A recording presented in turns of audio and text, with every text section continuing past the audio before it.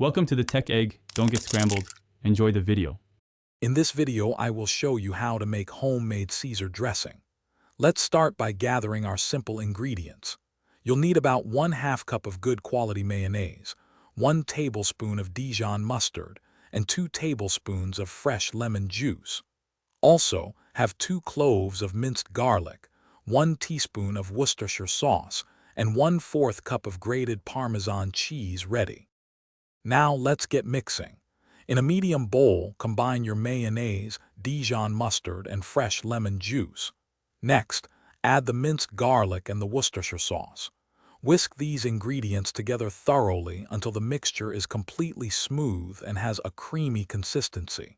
This forms the delicious base of our Caesar dressing. To enhance the flavor, gently fold in the grated Parmesan cheese.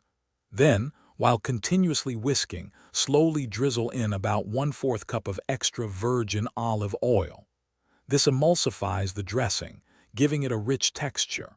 Finally, season with salt and freshly ground black pepper to taste, adjusting as needed for perfect balance.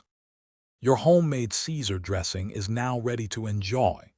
Drizzle it generously over crisp romaine lettuce, and for an extra touch, garnish with crunchy croutons and a sprinkle of additional Parmesan cheese. Any leftover dressing can be stored in an airtight container in the refrigerator for up to 5 days, maintaining its fresh taste. Thanks for watching. Consider subscribing if I helped unscramble your problems.